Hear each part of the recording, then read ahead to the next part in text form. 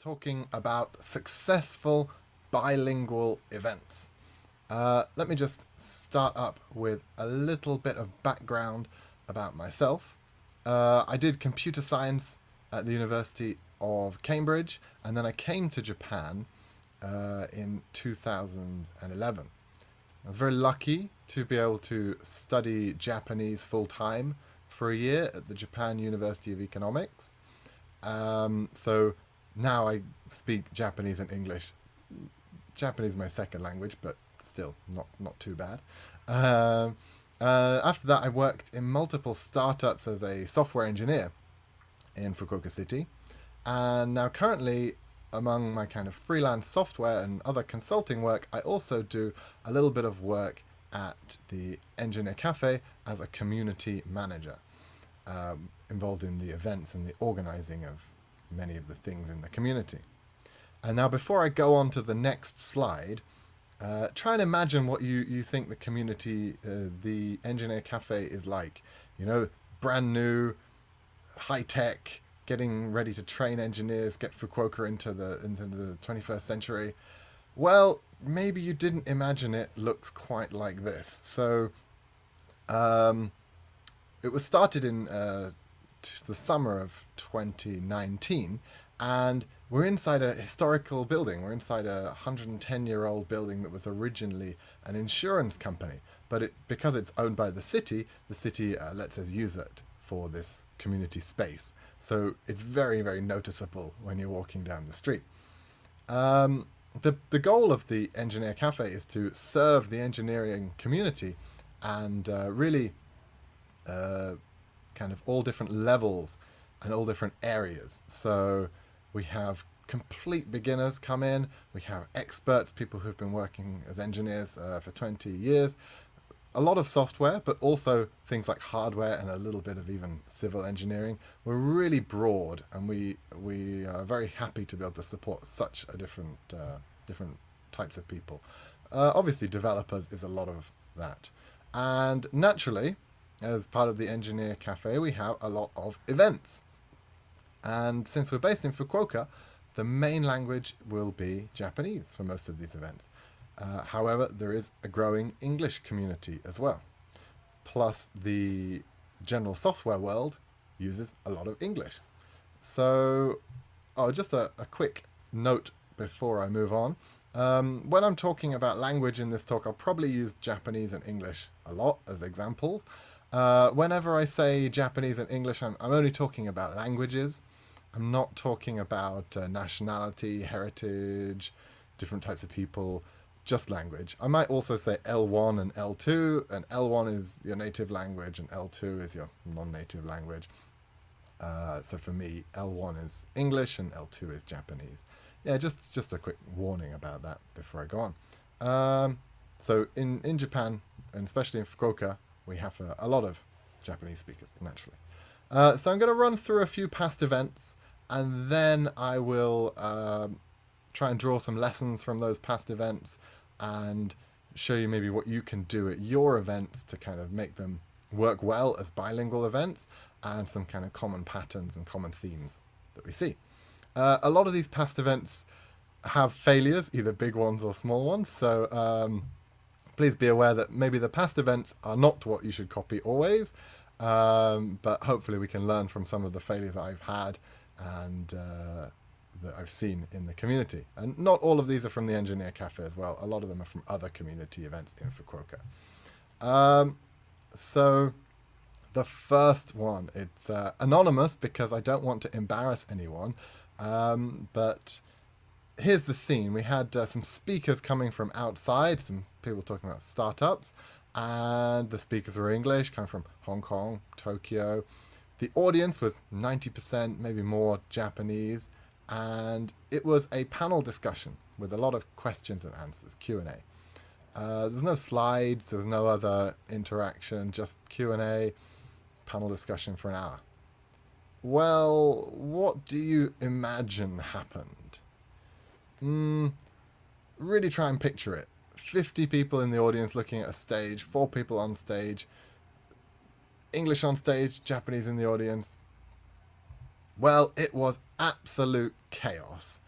It started off with people being polite, trying to concentrate, trying to listen, but quickly everyone in the audience realized they didn't have that much understanding of the conversation on stage. Instead of listening, they decided to turn to the people around them, start more conversations, start some valuable interactions for themselves. And by the end of the 1 hour event, almost no one was listening to the speakers on stage. It was really kind of embarrassing and shocking and a real failure. And I think it left the people on stage feeling bad about attending and giving their time and expertise to talk. And everyone in the audience maybe didn't really get anything out of their talk or their speech because there wasn't that much communication.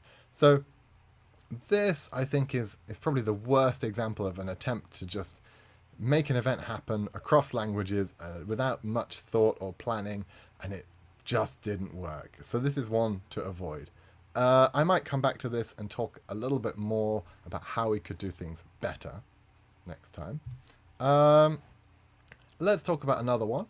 This was CS in English, Computer Science in English, and it was a wonderful bilingual event for children. And one of the unique things about it was we ran it as a live link-up between Seattle and Fukuoka and a couple of other places too. So already we had this kind of quite a big technical challenge, but also we had to manage the bilingual aspect. Now, some of the attendees were fully bilingual. They could speak English and Japanese very fluently, but many of them were not. And that gives us a lot of challenges, especially in Kyushu, where English is not the major language at all. One thing that was great and worked really well with an event like this is it's very activity-based.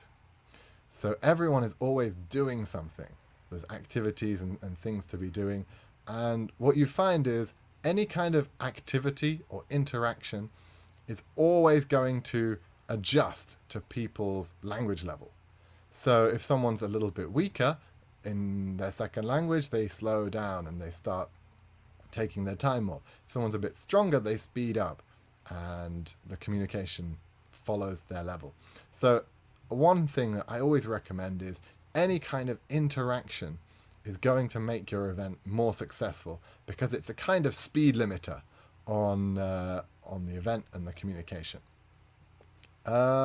You might think that, there's not too much to learn from a children's event, a kind of fun event. It might not be too applicable to yours, but there was quite one quite interesting part. Because this event got very, very popular, we ended up with over 100 attendees. And so in the planning of part of it, we decided to get an interpreter. A really good interpreter, spoke English, Japanese fluently, and was doing some interpretation for us. Well, we added this interpreter into the mix, and can you imagine what happened? Well, everyone just started only talking to the interpreter. Can you translate that, please? Can you translate this? Can you say this? Oh, what did he just say? And in fact, I think the level of communication and interaction went down with the addition of an interpreter. The interpreter herself was doing a great job, but the message that an interpreter can often send is, this is a barrier, this is a wall, and you are talking to the interpreter and they will communicate everything for you. People really stop trying. They don't worry too much about using their second language skills, and they kind of just relax and go, I can use the interpreter. So I think you have to think very carefully anytime you add an interpreter to an event like this. Let's do one more past event. This was an introduction to programming in Fukuoka's Growth Next, their kind of startup hub, which is also inside an old schoolhouse. You can see the blackboard behind everyone in the picture. I don't know what it is, but Fukuoka seems to love to reuse old buildings. So it was a Python programming lecture and activities, and so it had lots of slides, lots of lectures and handouts, and these were all prepared in both languages. So there were English versions and Japanese versions. And then the way we ran it was we ran the same lecture in both English and then after that in Japanese. So between the English section and the Japanese section, in the middle, we had some time for attendees to interact. They could attend whichever session they felt most confident and most comfortable with, but then they get the chance to interact with other attendees, mixing, maybe doing some kind of additional programming problems and questions in the middle. Sometimes I call this a kind of sandwich event. You put one language on one side, one language on the other side, and then in the middle you allow for a bit more interaction and community building. So one thing I really like about doing an event like this with a separate English and Japanese section is the amount of preparation is relatively low compared to the single event. So maybe 90% of the time I prepared all the slides and the problems, and then 10% of the time is just a little bit of translation. That you do need someone who's confident enough to speak and give the lecture in both languages. Could be different people, but I think this type of event works quite well. It's a nice way to get people connecting up between communities as well. Okay, so that was the past events, some good, some bad. Let's look at templates and patterns for your events. So these are my 3 examples that I might give if you've got a bilingual event and you want to put one on. The first would be like a mixed event where you're planning to basically do the whole thing mixed together. This is good when there's very low amounts of language, and it's good when there's a lot of interaction, something to physically do. Recently, we had a music and technology event at the Engineer Cafe, so there are lots of tools, synthesizers, beat drum machines, so people were physically interacting with the technology and interacting with each other, and we just very carefully kind of mixed the languages, and I think that works well as long as you communicate clearly that that's what's going to happen. The sandwich event, as I call it, that's a nice one that's pretty easy to prepare if you have some bilingual people in your team and in your community, and you can just kind of run the same thing on the same day with a section in the middle to interact. It's also possible to do it on different days if you want to. The final example would be an interpreted event, and I think this is great for when people are maybe coming from outside your community, don't have the 2 languages, maybe they're English coming from Hong Kong and they're coming to Japan and they want to give a talk and interact. Bilingual is maybe just not realistic. You're going to need an interpreter, but please think very carefully about any kind of interpreting. Yeah, so some takeaways, hopefully. Manage the expectations, including your own. Don't think your event will be exactly the same if it becomes bilingual. When you're publicizing your event, please make it clear what languages will be available. I've seen some events with public materials in English and Japanese, but the event was only in one language, and so that is a bit of a disconnect. Get some interaction in there as a speed limiter, so people can slow down and speed up for their own ability level. Try and provide multiple forms of content, written, spoken, to fit your audience. Tends to be, at least in Japan, Japanese native speakers tend to be more comfortable with written English. English native, well, non-native speakers of Japanese, so it's a L2, they tend to be more comfortable speaking. It's not always true, but think about your community and decide if professional interpretation is a good idea for your event. It might be, but it might not. You don't always need it. Okay, that's the bulk of my talk, so thank you very much for listening. If you're ever in Fukuoka, please come give us a look at the Engineer Cafe. Great place. Post-pandemic, we'll be open every day. If you want to get in touch with me, I'm enthusiastic about lots of software, web dev, and community-related stuff. Jump on Twitter or get in touch through the Engineer Cafe. Yeah, thank you very much.